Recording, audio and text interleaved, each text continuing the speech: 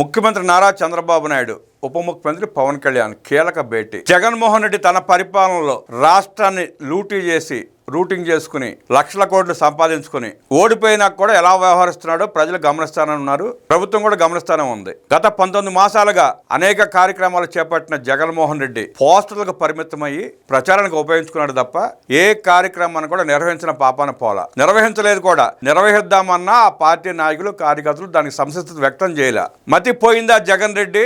నిన్నగాక మొన్న ఓడించి 11 సీట్లకు పరిమితం చేసి ఇంట్లో కూర్చోబెడితే తగుదునమ్మా అంటూ ప్రభుత్వం మంచి కార్యక్రమాలు చేస్తా సమర్థించకపోగా విమర్శిస్తే ప్రజలు చెప్పులతో కొడతారు, చీపులతో కొడతారంటూ వ్యతిరేకిస్తే ఆ కార్యక్రమాలు మొత్తం పోస్ట్పోన్ చేసుకున్నాడు. ఆఖరికి ఆ దుర్మార్గపు పాలనలో వాళ్ళ డబ్బులు కక్కుర్తి కోసం దేవుణ్ణి కూడా దేవదేవుణ్ణి కూడా అవమానిస్తూ లడ్డూకు వినియోగించే స్వచ్ఛమైన నెయ్యికి బదులు కెమికల్స్తో కూడిన కొవ్వు పదార్థాలు కలిపిన కల్తీ నెయ్యిని సప్లై చేసి భక్తుల మనోభావాలతో ఎలా ఆడుకున్నాడో చూసాం. సిట్ విచారణ చేసి స్పష్టం చేసిన తర్వాత అది కల్తీ అని చెప్పిన తర్వాత రాష్ట్ర ప్రజల హిందూ భక్తుల మనోభావాలు దెబ్బతిన నేపథ్యంలో అందరూ తిరగబడితే మన పరిస్థితి ఏంటి అన్న పరిస్థితిలో తన దాబేదారులను పంపించి ముఖ్యమంత్రిని, ఉప ముఖ్యమంత్రిని, మంత్రులని తిట్టించడం, ప్రభుత్వం చర్యలు తీసుకుంటే, వ్యవస్థలు చర్యలు తీసుకుంటే కుల రంగు పులిమి డైవర్ట్ చేసే కార్యక్రమం చేపట్టాడు జగన్ రెడ్డి. జగన్మోహన్ రెడ్డి స్పష్టంగా గుర్తుంచుకోవాల్సింది ఏంటంటే, నువ్వు ఎన్ని కుయుక్తులు పనినా పిల్లి మొగ్గలేసిన కూటమిని విడదీయలేవు. మొన్న మధ్య విజయసాయిరెడ్డి చెప్పాడు, కూటమి కలిసి ఉన్నంతకాలం జగన్ రెడ్డి పాదయాత్ర చేసినా, పిల్లి మొగ్గలేసినా, తల నేలకేసి కొట్టుకున్నా సింగిల్ డిజిట్ సీట్లు వస్తాయి తప్ప డబుల్ డిజిట్ సీట్లు కూడా రావని చెప్పాడు. ఆయన చెప్పిన తర్వాత కుట్ర మొదలుపెట్టాడు జగన్ రెడ్డి. ఎలాగైనా చంద్రబాబుని, పవన్ కళ్యాణ్ విడదీయాలి. అది మాత్రం నీ తరం కాదు జగన్ రెడ్డి, నీకు అవకాశం లేదు.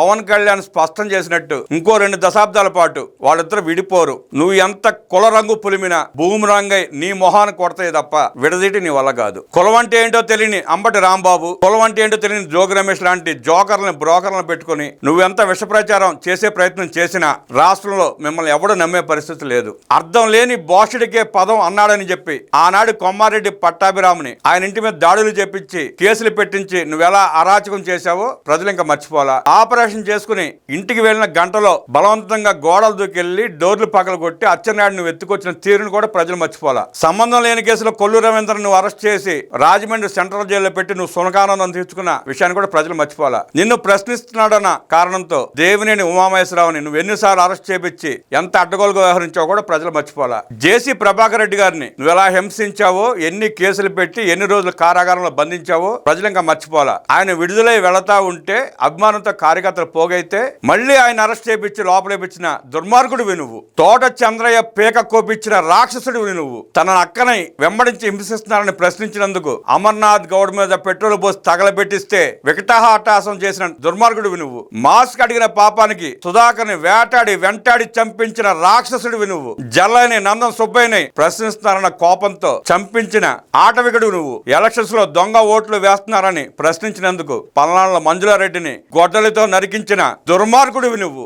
ఈ బూత్లో దొంగ ఓట్లు వేయొద్దంటూ నిలదీసిన మాదిగ బిడ్డ మాణిక్యాన్ని కొట్టి హింసించి భార్య పిల్లలను కూడా కొట్టించిన నరరూప రాక్షసుడు నువ్వు ఇవాళ కులాల గురించి మాట్లాడతావా? కులాల పేరెత్తే నైతిక హక్కు లేని నువ్వు ముఖ్యమంత్రిని దారుణంగా తిట్టిన అంబటి రాంబాబుని అరెస్ట్ చేపిస్తే సైకోల్ని, పేటీఎం గాళ్ళని, గంజాయి బ్యాచ్ వేసుకుని పావుగంట జరిగే ప్రయాణాన్ని 7 గంటలు చేసి ప్రజలకు నరకం చూపించిన నువ్వు రాజకీయ నాయకుడివా? నీ దుర్మార్గాలు భరించలేని స్థాయికి హద్దు మీరి ఉన్నాయి కాబట్టి నిన్న పవన్ కళ్యాణ్ గారు ముఖ్యమంత్రి నారా చంద్రబాబు నాయుడు గారు సమావేశమై ఈ రాక్షస మోకని, ఈ రాక్షస మందని, తండుపాళెం బ్యాచ్ ని, దొంగల ముఠాని ఎలా కట్టడి చేయాలి, ఏం చేయాలి అన్న దాని మీద చర్చించి ఇవాళ తుది నిర్ణయం తీసుకోనున్నారు. ఫ్యాక్షనిస్టుల పేచమణిచి, నక్సలైట్ల మెడలు వంచి రౌడీలను తరిమి కొట్టిన చరిత్ర చంద్రబాబు నాయుడు గారిది. నువ్వెంత నిన్ను కట్టడి చేయడం ఆయన గంట పని. ఆయన ఒకసారి కళ్ళేరా చేస్తే యలహంక ప్యాలెస్ గేట్ దాటి బయట కొట్టాలని పరిస్థితి నీది జగన్ రెడ్డి. అది గుర్తుంచుకుని వ్యవహరిస్తే మంచిది.